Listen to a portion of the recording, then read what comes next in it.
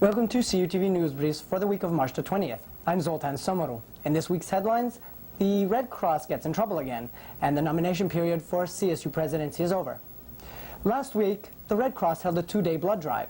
The turnout was poor, which might be attributed to the boycott organized by the Concordia Queer Collective and other clubs. The drive was held in the hall building on the 7th floor by the Concordia Engineering and Computer Science Association. The Queer Collective argued that some of the questions on the questionnaire were discriminating. Instead of asking people about their sexual behavior, they asked if people had engaged in any activities which put them at a high risk. The Red Cross's criteria for determining whether a person is in a high risk is as follows.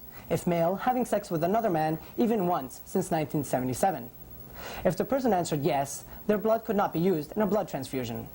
Coombs, co-external coordinator of the Queer Collective, believes that the Red Cross is promoting stereotypes.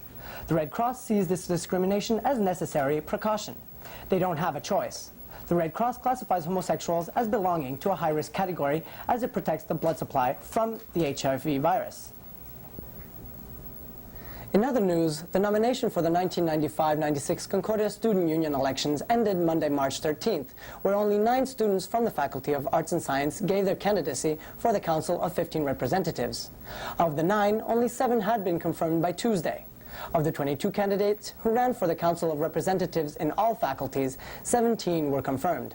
The candidates running for the CSU presidency are Jonathan Carruthers, Lena Grimes, Raymond Hall, Len Pemberton, and Christos Keridogiannis.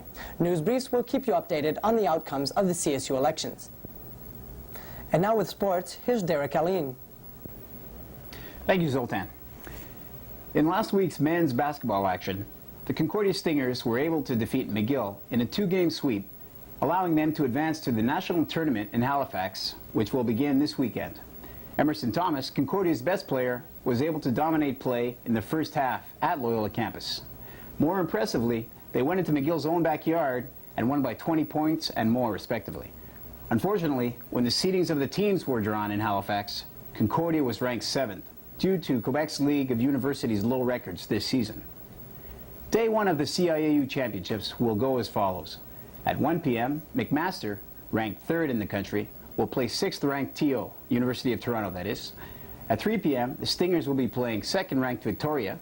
The 6 o'clock game will be between Alberta and Guelph, and finally, at 8 p.m., first-place Brandon will tip off against 8th-place Cape Breton. Last week, it was announced that defensive back Marc Montroy had a chance of being drafted in the CFL by the Toronto Argonauts. He was chosen 3rd overall and stands to have a fine career. Dan Lavallée and Mike Simonchik, who were drafted by the Ottawa Rough Riders, were also products of the Concordia Stingers football machine. Montroy, by the way, was voted the most dedicated player at the annual Concordia Football Awards. For CUTV Newsbriefs, I'm Derek Aline. Back to you, Zoltan.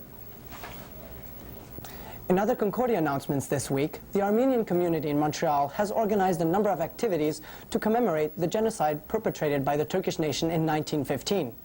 On March 20th and 21st, the Armenian Students Association of Concordia will hold an Armenian genocide display in the lobby of the hall building. For those of you thinking about going on a diet, a vegetarian diet that is, Health Services will be having a nutrition workshop called Vegetarian Delights on Tuesday, March 28th and Thursday, March 30th from 12 to 1:30 p.m. at the hall building in room H653.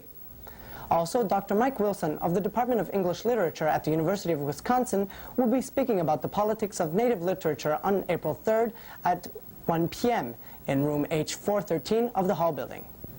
Also, don't forget to vote on March 28th, 29th, and 30th, and to participate in the referendum, which would enable you to ensure the uninterrupted funding of Concordia Broadcasting Associations. For all of us here at CUTV Newsbriefs, I'm Zoltan Somoru, wishing you a great week.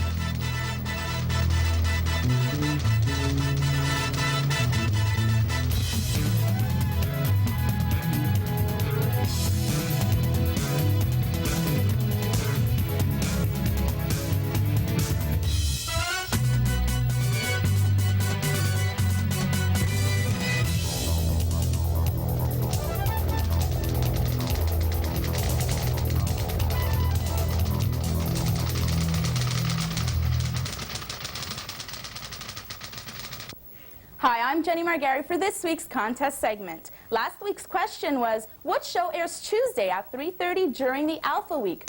The answer was, of course, Laugh Track. Now let's see what the people said.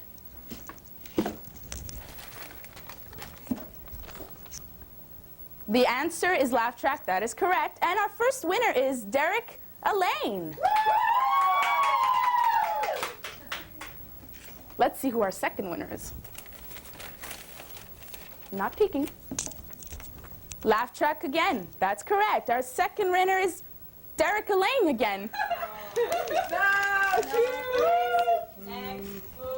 Who's cheating? Yes, the answer is Laugh Track. And our second winner is Pierre.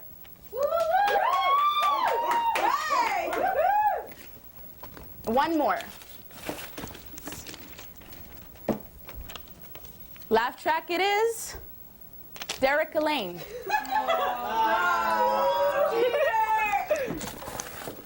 What's this prank? All right, Laugh Track it is, and our last winner is Robert Seymour.